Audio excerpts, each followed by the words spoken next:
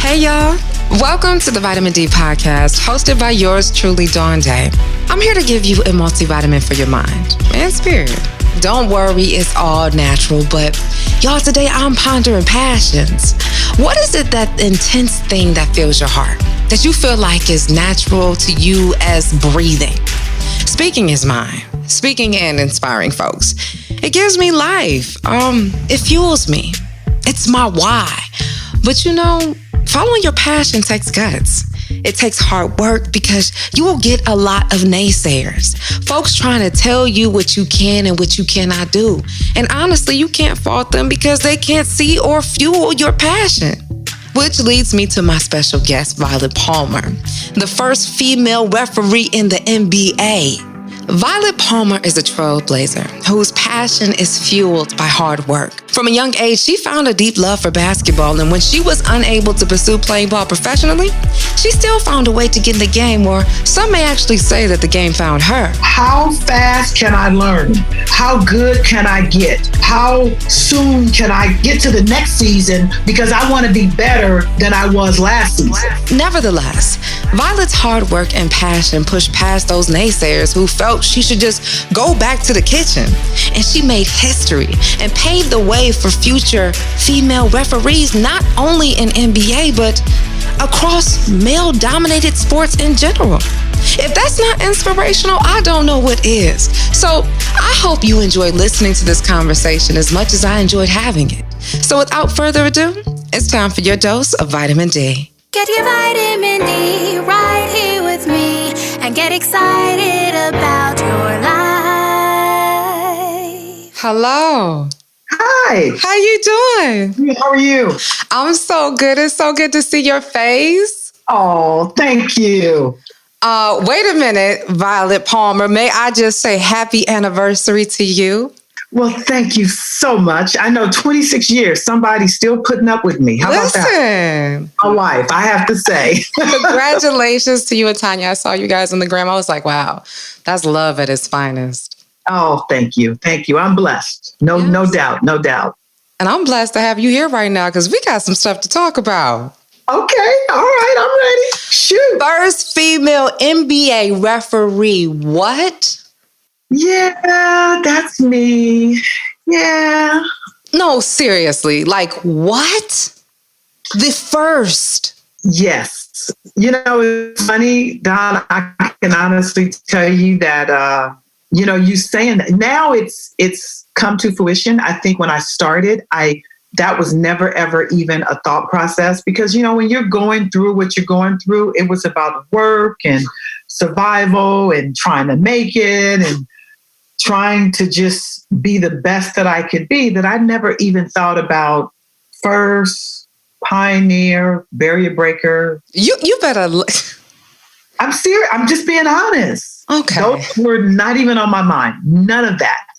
Wow. It was later in my career where after, establishing myself and everybody, kept saying it. And I was like, wow, you know what? I did do that. I am that one. I am that one. Yes. So I embrace it now. Yes, I do. Thank you. And I accept all of the accolades and I'll take it. And, just happy to be able to say something or do something to help some other young student athlete just get to where they want to get to and be who they want to be. And I just feel like your story is not only for athletes, but anyone that has a dream.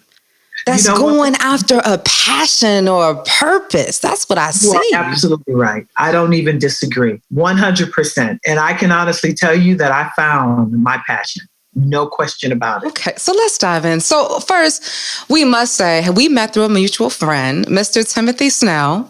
Yes. And actually, when I was on his show, Curvy Style with Timothy Snell, I was getting, I don't know if Tanya was doing my hair, did she touch up my makeup? But I remember her and I having like a whole dialogue. And then, of course, we all hanging out and, just doing our thing. And then I met you. And I think we ran into each other a couple of times over at Wynn Nail Spa, no?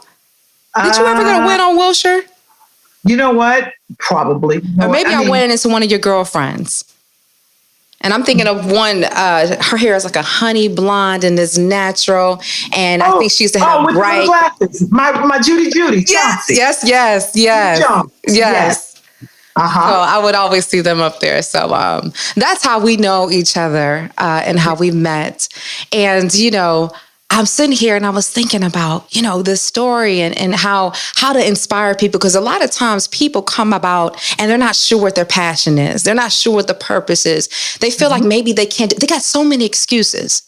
But it's something to be said when you are one that is establishing the blueprint of it all. Thank you. Wow. Because it's like, how did you fathom to imagine?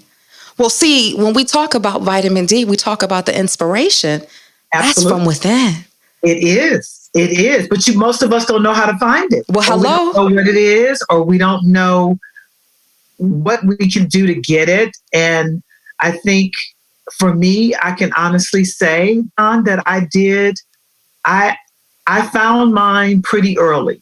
Now, didn't know how far it would take me, but I found it. And I just wanted to be the best in my profession. And you know what? I can honestly say right place, right time, right gender. I took advantage of every single opportunity that afforded me. Wow. That's really literally, but again, you have to kind of step out on faith and want to be, just be the best you can be. It is a little scary to, because I was established in my work career after graduating and got into officiating, and I enjoyed it. It was easy money, it was just fun for me. So let's talk about that. Because we think about it. You're from Compton. Mm-hmm. You'd say you play ball yourself. You were a point guard at Cal Poly. Yeah. So I'm interested to know, because you look at your life in a span 30, 40 years later of still being in the game, right? Uh-huh. How would you say, or when did you fall in love with basketball? Oh, I was a young kid. My mom, I can honestly say she tried her best. She put me in the yellow dresses and the pink dresses and the cute shoes and, do my hair. And I can literally remember, Dawn, once, and I kind of went from that little girl, and my brother was 3 years younger than me. So we were two peas in a pot. And all we wanted to do together was be outside playing with our friends. And literally, I tried every single sport. I played everything. And it wasn't like at that moment as a kid growing up, it was just basketball. I did them all. I ran track in school, volleyball, softball. I was a really, really good softball player. Literally almost thought I was a better softball player than a basketball player. But my love was basketball. So, of course, obviously, once I got to high school, I had a really, really good high school coach who took a lot of time with me and really helped with as far as recruiting, because, in today's world, for at that time, Title IX had just kind of kicked in, and understanding that possibly I could get a scholarship to college. Now, for those who are unfamiliar, what does Title IX mean? Title IX is what came about to help women in sports. Oh, wow. Women were not receiving scholarships. So, of course, once Title IX kicked in, it really provided funds for universities and colleges to now allow women and for all the sports and colleges to now be provided scholarships to be able to go to school for free. So I was one of those students. I went to school for free. My Cal Poly Pomona paid my tuition. The only thing that my parents had to help me with was my books. I had housing. I had food, stayed in the dorms. All of that was paid for from athletics. So let me ask you this, though. If they had to pass something called a Title IX just so that females could get scholarships to play sports, what was it like being a female coming up playing sports in general? Was it accepted? It was accepted, but there wasn't, women couldn't go to different universities and have it paid for. Yeah, of course, women could still play, but here again, we had different rules. There was funds, there was no funding And when Title IX came in, it really helped with the funding. And of course, now we already know that it's pretty equal for young boys and young girls wanting to make it in college.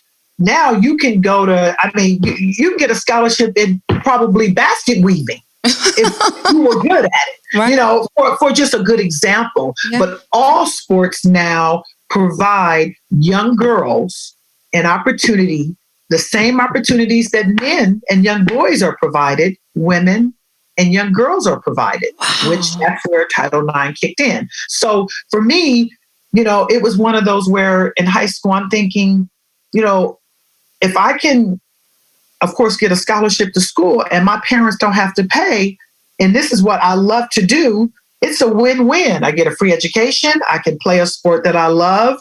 And for me, I just thought there was no WNBA. Once you finish school, if you still love the game, you would have to go overseas and play. And of course, for me, I didn't want to do that. So I'm thinking I graduated. It's time for me to get a job. I had kind of dibbled and dabbled in officiating because of my major in school and just being an athlete.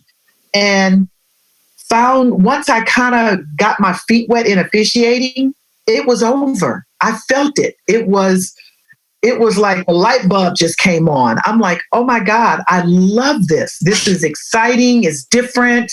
It's fun. I can. And initially, Dawn, I'll be honest, I just really wanted to stay in shape, stay close to the game that I love, and make a little extra money. Okay. So it wasn't saying like, oh, I want to play ball. Like that is the dream. It was just something.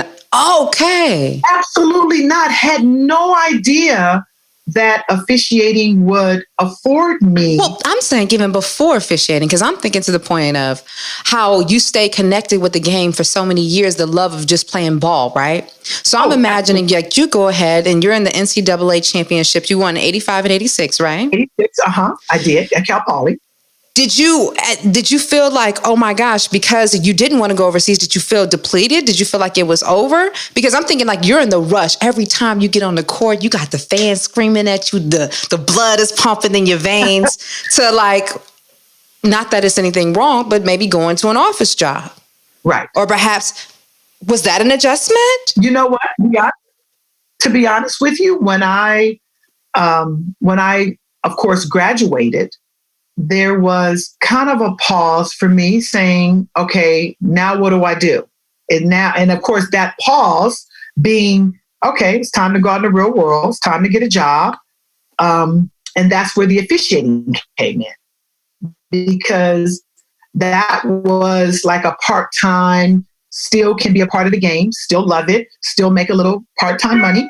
And that's really where the officiating part kind of transformed for me personally, where with that transition, once, I knew that I loved the sport and it afforded me a phenomenal education, which was free, which really helped my parents because, of course, after talking to my parents, they both said, you know what, thank you, because we didn't know how we were going to pay for your education. We didn't know if we were going to have to possibly take a second out on our home, to do whatever they had to do to help my brother and I get to school. Luckily, we both received basketball scholarships, which was awesome, but after that is where the officiating came in and where the love of a different aspect of basketball came from. Because for me, it was like the light bulb came on. It was instant. I love it. I'm passionate about it. I'm going to be successful. Still not knowing how successful I was going to be. Because at this point, I didn't have any aspirations to get in the NBA. I didn't even really care. I was very, very happy being a collegiate women's basketball official. Very, very happy with that. I would have been doing it to this day, right to this day, I'm sure, if the NBA hadn't have knocked on my door. But again, I go back to right place, right time, right gender, because during this whole collegiate, time frame, and I think I spent eight years being a collegiate official and working my way up. And that's how I was able to work the Final Fours and the championship games and still being one of the best in the country on the college side afforded me this opportunity to have an opportunity to referee in the NBA. What? Okay, where are you? What happened? Where are you when you get this inquiry, this request? This is hilarious. I was at home, received a phone call, true story, from the late Dr. Aaron Wade. He was Dale Garrison's assistant at the time. Dale Garrison was the head of the officials in the NBA. So Dr. Wade calls me on the phone. He says, Ms. Palmer, he introduced himself, told me who he was. And I'm sitting there holding the phone, Dawn, and I go, yeah, right. Someone's calling me. They work for the NBA, trying to scout women to see if they would like to be in the program. I honestly thought it was a joke. So I really was like, oh, really? He kind of chuckled because he said, and he kind of had this slow drawl the way he spoke. And he said, Violet, most people when I call them, they're like so excited because, of course, as soon as you say NBA, everyone's like, oh my God, I'm in. And he goes, you were like, really? And of course, we kind of chuckled, but he went through to explain that they were looking to train some women. I was one of those women. Would I be interested? He asked me to send him a couple of videotapes from my college games. He actually saw me and he was recommended from Booker Turner, which was another big time college referee at the time and one of my mentors. So received my information from him, called me, explained the whole program. After I knew it wasn't a joke, I, of course, said, of course I would be interested. It was free, didn't cost me a dime other than my time. Of course I'll try it. So literally, unbeknownst to me, a week later, I received NBA rule books. Wow. An NBA jersey to referee in, and a whole packet telling me I think it was a 3-week span, or it might have been 2 week, 2 to 3 week span, that I would now be going to Salt Lake City for an NBA referee training for like 8 days. And that's how it started. And I said, I'm in. Why not? And that's literally how I received the phone call and the opportunity. And that's kind of where everything started for me. So how many of you all are there? Is it just you and D Cancer? Is there a group? What is this? Great question. It was just her and I. Wow. And we were in training with, I think it was about 15 guys in our particular session. And what they have you do is, like even now, like in Vegas, of course, obviously we didn't have it this summer. You know how they have that summer pro league, like in Vegas and all. So that's the same training that I actually attended. I just attended mine in Salt Lake City. And I was, of course, which was great for me because I was able to stay home. It afforded me to go to because we had a summer pro league here in Long Beach as well at the Pyramid. So I actually attended both of those with the same guys. So literally it was her and I and these 15 men. And we had classroom in the morning from about 8:30 until about noon. And your game started, you had a lunch break. And the game started about 2:30. There was 4 games a day. So you either worked the first game, second game, third game, or fourth game. It was all the pro teams with all their free agents, their draft picks, the players from overseas that are trying to get in the NBA. So everyone, of course, obviously within this whole summer pro league are trying to get into the NBA as well as officials. So it's like you have the officiating side and you have the basketball side. And that was the opportunity. Literally walked into a classroom, had no idea what to expect, met these 15 guys. And I can honestly say that those 15 guys are some of my best friends right to this day. Oh, so you guys were welcomed with open arms.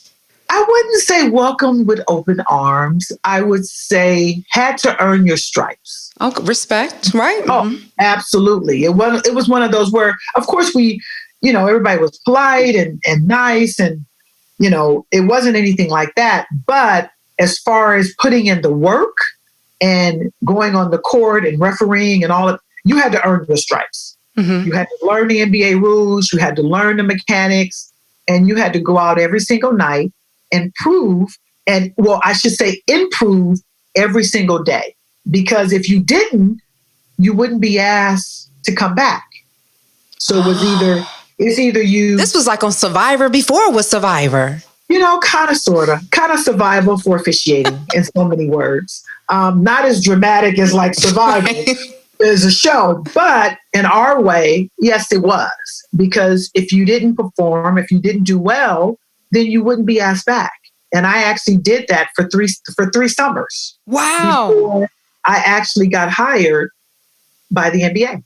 Wow. Oh, yeah. I did it for 3 summers. Now, and again, so here you are. So at the time that you're doing the training, are you as well as officiating still on the collegiate level with the women? Yes, I am. So, which was great for me. I was able to, in the wintertime, do all my college stuff. I still had my full-time job. And mind you, all this, I'm still working for the city of Los Angeles. So I had my full-time job. I'm officiating my college stuff. And then in the summertime, I spend the entire summer training for the NBA to try to be an NBA referee. So during this time, it was kind of a whirlwind for me. Those 3 years I had a lot going on.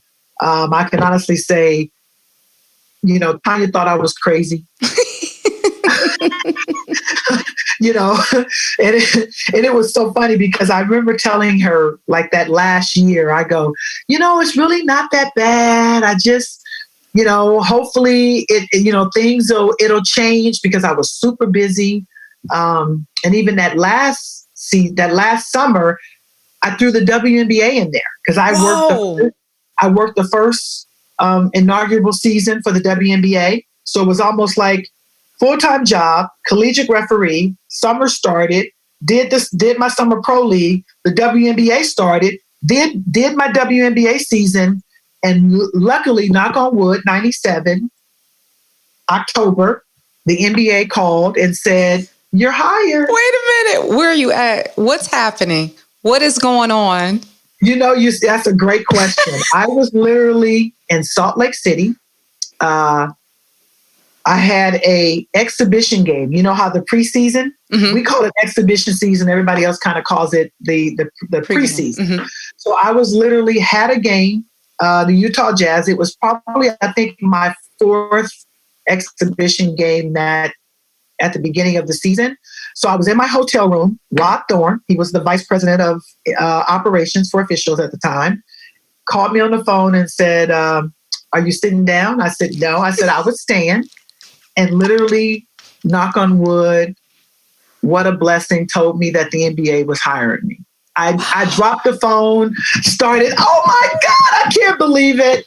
I was elated. I pitched myself to really, of course, for me to say, this is really happening. Wow. I'm really going to get this opportunity. But again, I knew it, not knowing, how something's going to happen. You just don't know when. Because I had done the work. I had worked hard.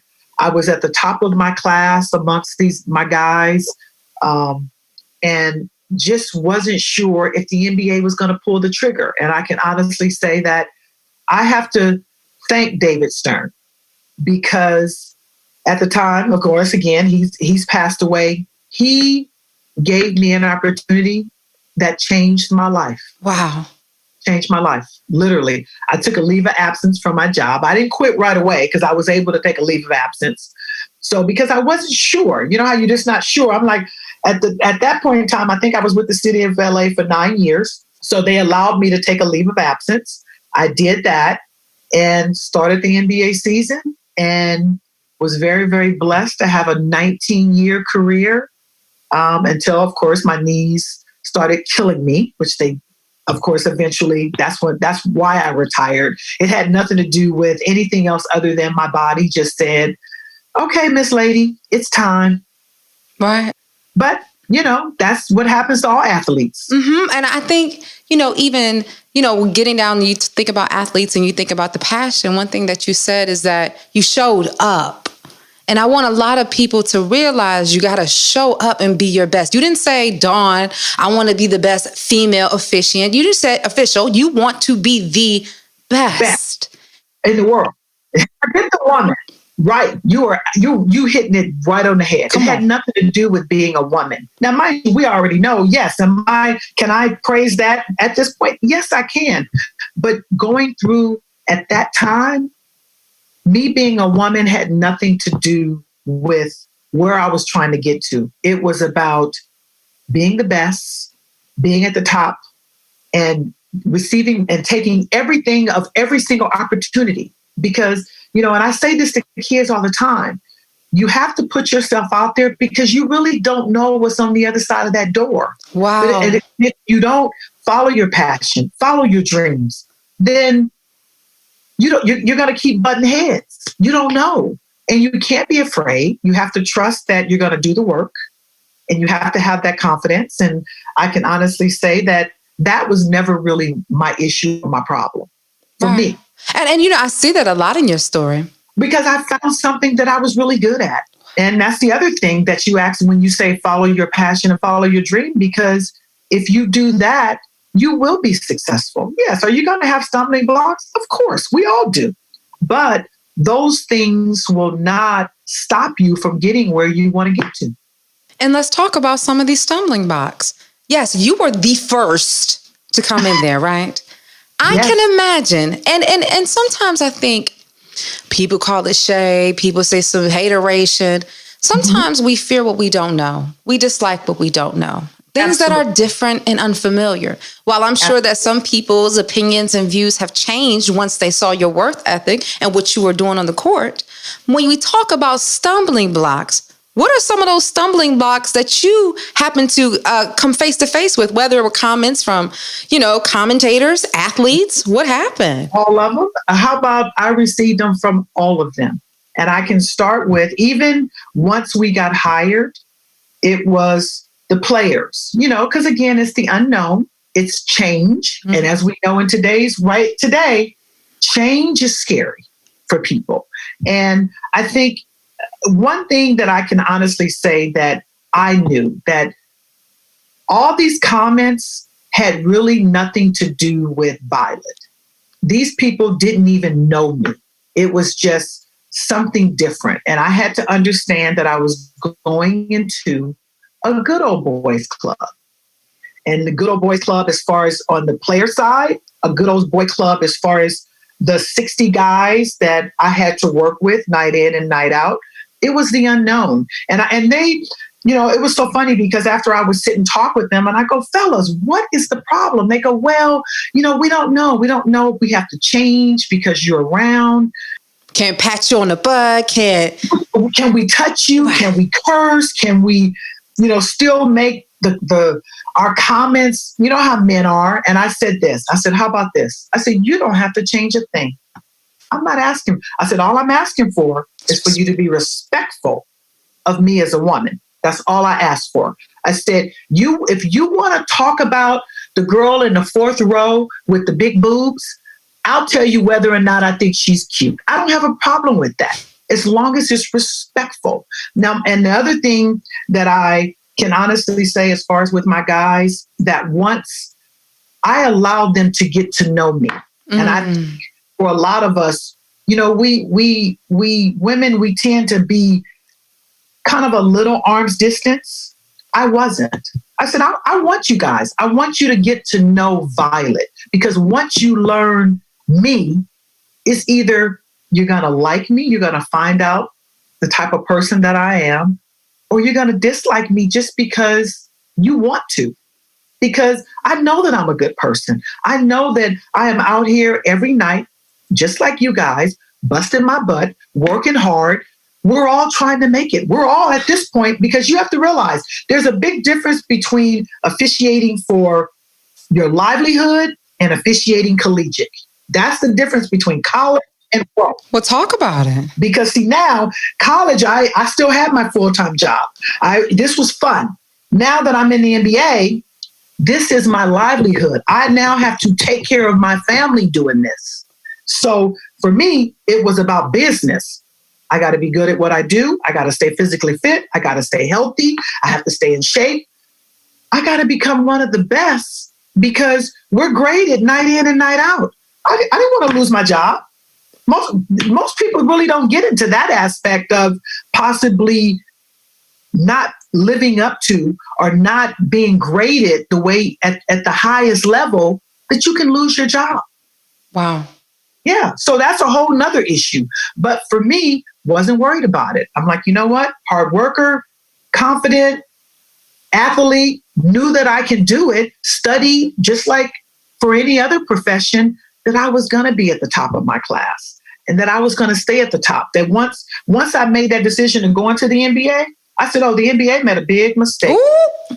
The mistake was they gave me an opportunity. I ain't going nowhere. And to go back to having people tell you that you were not going to be successful really put more fire under me. You know, Dawn, I experienced my bosses telling me, I never forget at one point, one of my bosses said, you know, I didn't really think you were going to make it. I said, shame on you. To your face? Oh, absolutely. You know, we had the fans, you know, go back to the WNBA, go back to college, you know, and you have to realize too, when you're a referee, it's kind of a negative profession, period, because you have to realize we're the ones that everybody wants to yell at. We're the ones that are always wrong. We're the ones that you're either 50% wrong, 50% right when you're 100% right. Because it depends on what side, either they're for the visitor or they're for the home team. So who they gonna blame? You, or I would say me. That's what referees have to deal with. So you really kind of get used to blocking out all that stuff is what I call it. All the, you know, you tend to learn how to, you know how your parents used to tell you, girl, not that. So, of course, for me, learned that at a very early age, which I'm sure we all, you know, we were all kind of raised the same. You know, your parents said, you know what, girl, sticks and stones. They break my bones. But words will never hurt me. So as a referee, you could do all the talking you want. Doesn't bother me. So, of course, for me, going out on the court, didn't matter if I'm in an arena with 200 or 20,000. It's the same noise. So let me ask you this, because somebody will say, and I've had people that are just, you know, I find that oftentimes, and not saying this is related to your story, but people say, you know, God doesn't call the qualified, he qualifies the call.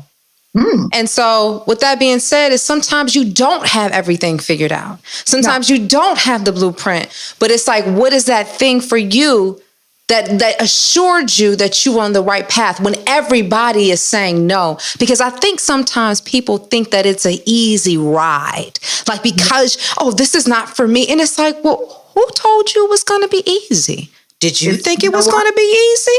I did not, and didn't even care. Because see, here again, if you have the confidence within yourself, if you're following your passion, if you want to be the best, that's in you. That's in your mind. That's in your heart. And that's what you have to rely on.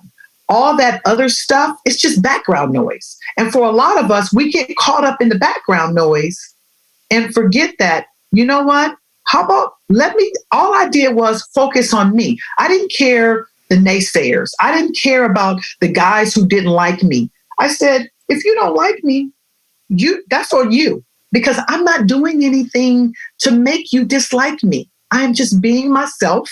And that's the other thing that a lot of us, we have a problem with, because we try to change to make people like us or change to be in a particular situation or a particular job. I never changed. Who I am, this is it for me. I haven't changed one bit. And I said, that's when I go back to, either you're going to accept me for who I am, or you're never going to accept me, and we're just going to be on opposite ends. Who told you that you could be that way? You know what? I have to say that my mother and my father were probably one of the best. My parents were so positive, and you know what? Go out and follow whatever it is you want, whatever you feel in, or whatever it is you're good at. Go try it, and allow myself, my brother, my sister, allow us to do that and be okay about it and not worry about what the stumbling blocks are going to be. Don, did I know? Was I, a little bit like, oh my God, if this doesn't work, what am I going to do? Never ever put that in my mind. It wasn't part of the vision, right? So why did we entertain it? Absolutely. I'm like, it can't be. This was about how fast can I learn? How good can I get? How soon can I get to the next season, because I want to be better than I was last season. Oh. Wait a minute. I felt something on that one. Yeah. Stop it. You know what I mean? It's like get through the season. And it was crazy because you get through your season and you get to the summertime and you train. I had trainers. I had weight trainers. I had trying to eat right, trying to stay physically fit. You had to do all those things so that when you started the next season, when they, here's what was interesting being a woman, because as soon as they saw me the next season, they go, well, damn, you know what? You look good. Oh, V out here killing it. Oh, killing it. Because most people, and I say this to kids all the time, you have to want to do the work. Hello. But here, can I jump in? Let me just say this. Yes, something please. That was so on target, on point when you're talking about seasons. Like for you, you knew your training season. You knew that it was going to take a little bit of work or a lot of work. It was going to take a level of exertion so that she can prepare you for the next season. But once you got to the next season, you weren't thinking about the last season because you're not there. And I feel that a lot of times, whether you're interested in basketball or not, understand the season you are in your life. There you go. Period. I put it in the terms, of course, in the layman's terms of officiating, because that's where my passion is. But I think this conversation is for anyone in any profession. It doesn't really matter, because the goals are still the same. Your aspirations are still the same. It doesn't matter. And I think the one thing that I learned being around some of the best athletes in the world, there's no way that you look at LeBron James, the late Kobe Bryant, these guys put in the work and you can see it season after season. So, of course, and we're talking about naturally talented, because we all have a God-given talent. Mm-hmm. But if you don't do anything with it, it's not going to flourish. And you know what I call that? Hard work beats talent when talent doesn't want to work hard. Hard work beats talent when talent doesn't want to work hard. Girl, you better preach. See, and that's the one thing that we have to instill in children. When I'm speaking to young kids, I go, you know what? All of you are talented, but if you don't want to do anything with it, you're not going to flourish. You're not. And I think for most of us, a lot of people just want it easy. They want everything easy and nice, and let me just go through with no bumps. No. The reason why we are who we are is because of perseverance. Come on. Hard work. It's because of, the whole foot on the throat. We have lived it. Listen. We have lived it. They say pressure makes diamonds. What you say? And here's the thing. I always have this metaphor. I say, what allows a diamond to shine are the multitudes of cuts that have been placed within it, right? And they're all in there. What? There you go. From this saying to this saying. But what did you say? You said you knew who you are, who you're meant to be. And that's just the same as a diamond. When that diamond steps into the light, as you step forth in your truth, baby, it's nothing but salute and respect. There you go. But with that, we have to remember that if you haven't trained, if you haven't studied, Some if shine you on that. haven't done the off-season work, so that when you get in that limelight and all the lights come on, you're going to be okay. If you haven't done that work, those are the ones that don't make it, because they think, oh my God, I'm just talented. I'll get through. It doesn't work that way. And it is night in and night out. You have to put in the work. And even like to this day where I've already retired, I'm doing, of course, when it comes to officiating, I have my own referee school. I'm a collegiate supervisor where I have 45 Division I schools. I have 3 conferences that I'm responsible for. Of course, for me, I'm retired, but I'm still working, which is great. I can work from home now, set my own travel schedule. Everything is wonderful. But having all these opportunities, and I say this to my referees, I'm in charge of about 100, almost 200 referees. I tell them, one thing you guys have to understand, you will never outwork me. And I'm the boss. Ooh. You will never outwork me, because this is what I've been doing my entire life. It's instilled. I know what it takes to be successful. So you stand up in front of the room and you try to tell people how to be successful. What are the best leaders or what? Examples. The best leaders are examples. And if you can stand up in front of a room and be that example and show them that you can be successful, people will follow. So hard work, dedication, what's the secret juice to being successful? You have to be given an opportunity, but you actually have to kind of put yourself out there to receive it. A lot of times I'll wait till tomorrow. Tomorrow becomes 6 months. 6 months becomes a year. A year becomes 5 years. 5 years becomes 10. You end up being that hamster in the little thing, going around in circles, not getting anywhere. It's just a freak of nature. And they say fortune favors the bold. There you go. You hit it on the head. There you go. And it takes, I even said to myself, when I look at this process of coming out with this podcast and having my weekend segment, were times where I've sat down and I cried because I don't know what I'm doing, but I know that I have to. And it's like, that's the fuel that you just got to keep tapping into. And people are like, well, Dawn, how do you get to happy? Or how do you know when it feels good? Just keep running towards that, right? Oh, no, because trust me, you keep doing what you're doing. You have to realize, too, by you doing this, you're reaching young men and women who need to hear this, who need to see you and I. We're young. You know what I mean? They need to see that, you know what? If Dawn did it, if Violet is doing what she's doing, I may have a shot. And because of course, that's what we've used. We all use people that can fuel how successful we become and all of those things. But again, you still kind of have to put yourself out there to be an example for all of the young men and women becoming behind us.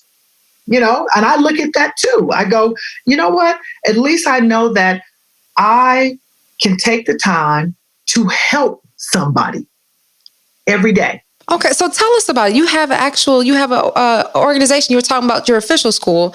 Tell us about it. What's it called?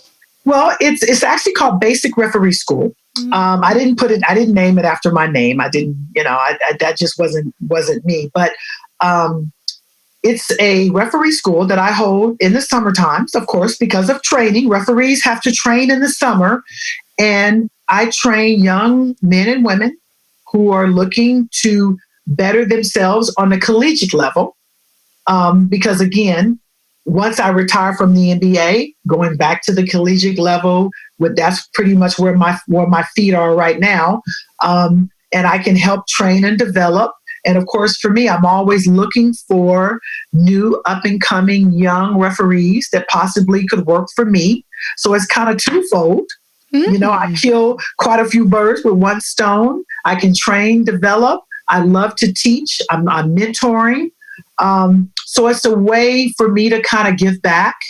But in return, still training and develop officials that could possibly referee on my staff. Wow. Yeah. And here's the thing that I found so amazing too. I was reading, you were actually, Dee was there for a bit of time and then she departed after 5 years. And then you reigned in your court for 13 years before the next woman came in. Well, actually, she only made it 4 years. Excuse me. She made it 4.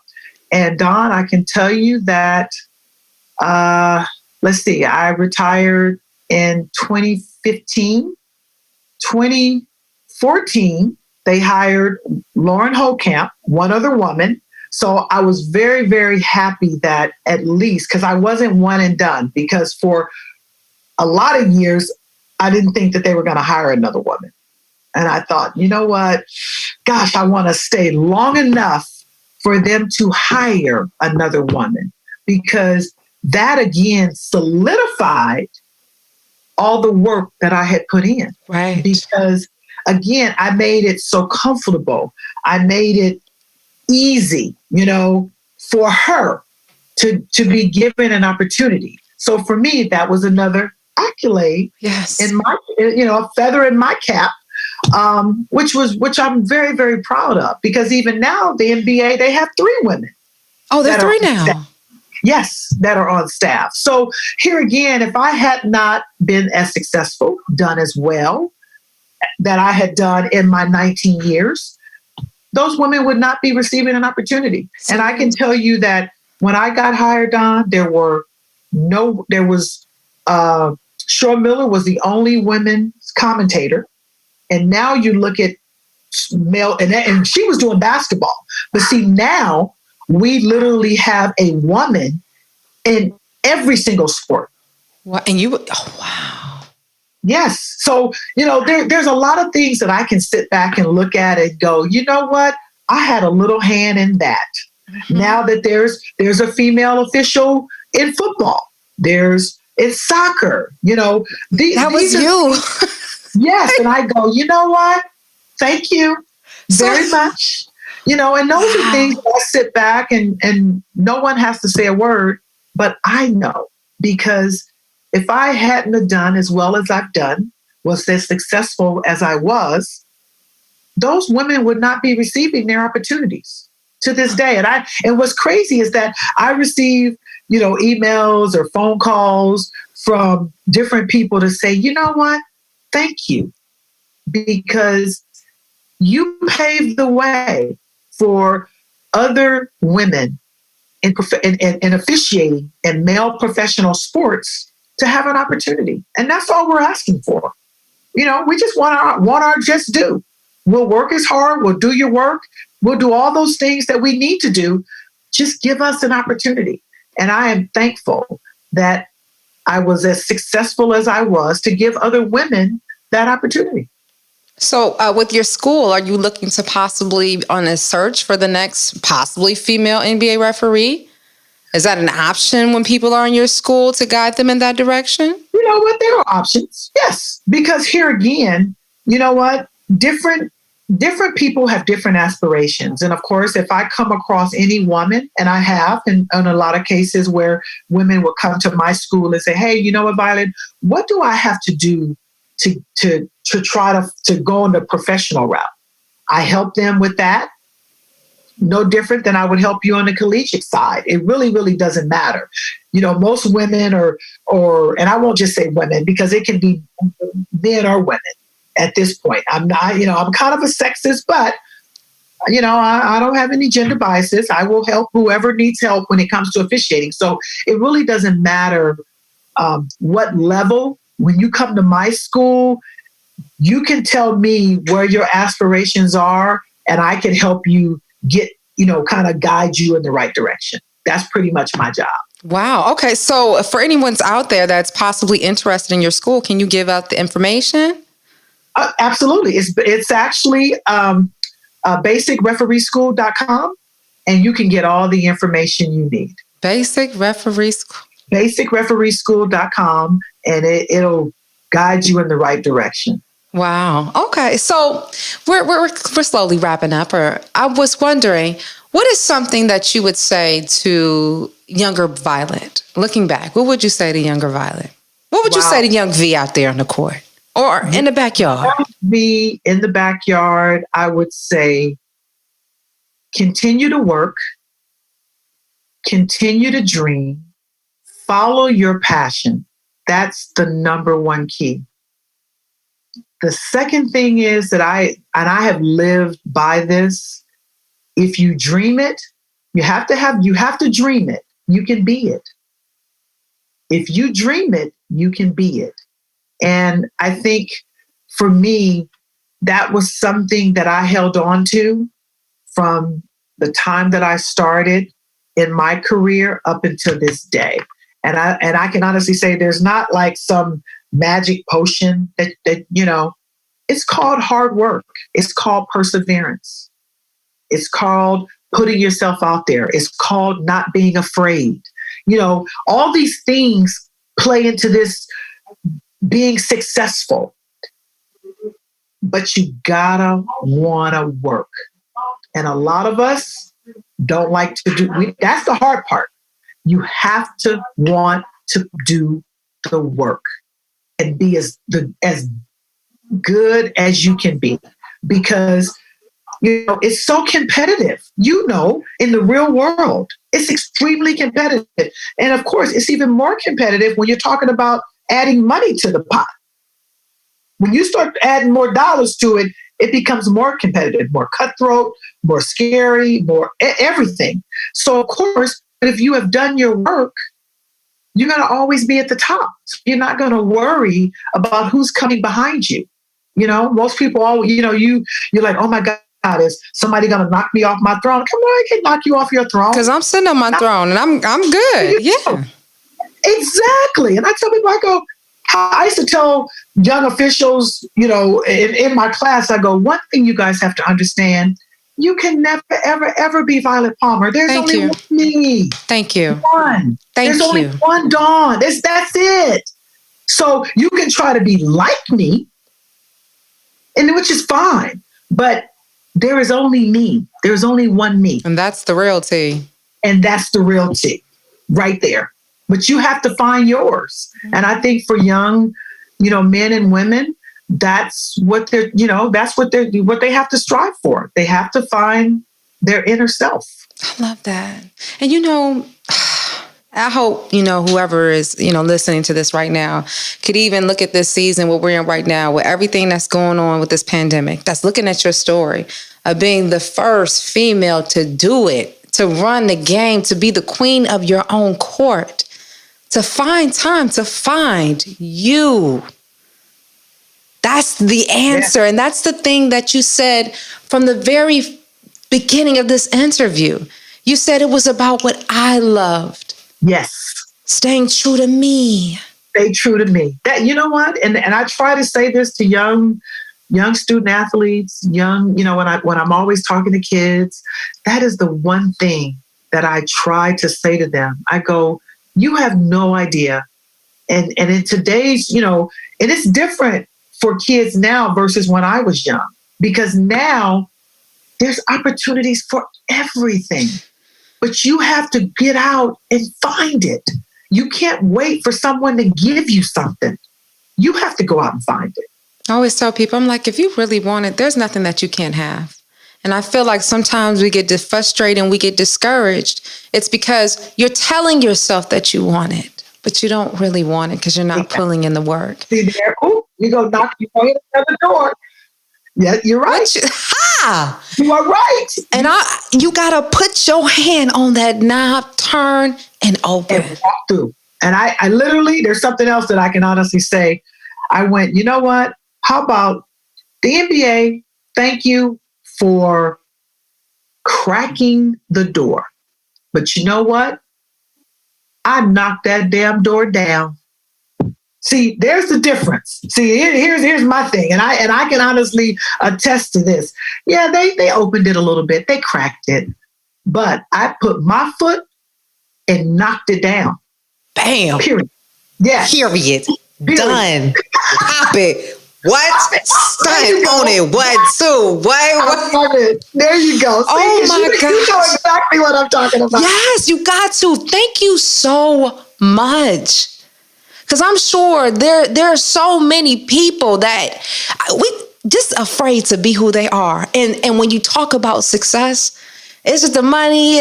What is it? And I'm like, if you can't see you, what does it matter? You know what? And all of that will come if you see you. Come on. And I like that. I may have to steal that one. Okay. I love it. So let me ask you this.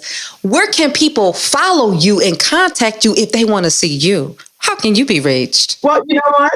Of course, Instagram, Facebook, I'm on all of it. You know, and it's so funny. My wife actually gave me my Instagram name. So I'm NBA_lashes, which I think is kind of cute. So, you know, it's kind of, being a woman. And I can honestly tell you it came from because, I'm not a big makeup girl, never have been. Big tomboy, you know me. But when I got married, my wife made me get lashes. So that's where the NBA lashes came from. Because, of course, it's, still kind of me, but, not too much on the other side, just a little something. And so I thought that was really, really a kind of a cute name that I kind of fell in love with. So, of course, for me, you can follow. I really try to kind of give some inspirational stuff. I do talk about I put stuff about my camps. I put stuff about officiating. I put stuff about, anything that I feel that is motivating, that could help anyone who follows me. That's what I do. Okay. And you've given so much inspiration, but you're the very first person, but not like you're not used to being the first where I'm implementing this. But as you know, this is called Vitamin D, and it's all about having a dose of inspiration. And we get vitamin D from the sun, and we're shedding light into people. And my name happens to be Dawn, so just a reflection of that. I love it. But I want to thank you. You know what? Because I think when we were the one restaurant we went to, I can't remember the name of it. Where we go through the kitchen and yeah. But I remember you mentioning to me that this was something that you were kind of working on. Just so you know, I do remember that you were trying to get some things off the ground. And now sitting here talking with you, I can honestly say, you go, girl. Oh my God. Miss Vitamin D. I love it. You know what? And that's what you have to do. I think, most people just don't want to step out on faith. And I commend you, Dawn. I commend you on your perseverance to get me on the show. But that's what you got to do. And most people don't want to do it. You go, you know what? One stumbling block, I don't care. Another one, I don't care. Another one, I don't care. I'm going to get it done. And those are the stories. And I want to thank you because those are the stories that our young men and women need to hear. That's awesome. That just touched my, because that has to be at least 3 or 4 years ago, at least. Absolutely. No, yes, it was clearly, definitely, no doubt. That long, at least three. At least, yeah. Yeah. Well, thank you. Thank you for speaking life into me. Well, you know what? We do it to each other. That's right. Yes. And I'm very, very happy. Thank you for just having me on, just caring, just wanting to share some warm, wonderful, inspirational thoughts. I appreciate it. So just want you to know I was very, very happy to do it. And thank you for having me on as well. Okay, wow. Listening back to this convo and from the other side, I can't help but feel that everything comes down to the work you're willing to put into it. I know I said it during our conversation, but hear this. Hard work beats talent when talent doesn't want to work hard. Looking back at Violet and so many other people that I've met and have achieved so much success in their lives, the common denominator is always that they were willing to put in the work and the extra work and the extra work. And that work is fueled by passion. So like Rihanna said, work, work, work, work, work. So now, if you're interested in following Violet or finding out more about the art of officiating, you can find her on Twitter at NBA First Lady and on Instagram at NBA_lashes.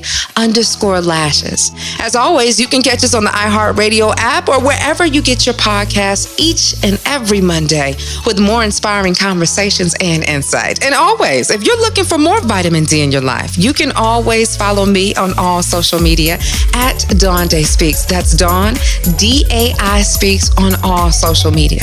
And until next time, always remember, you are your greatest asset.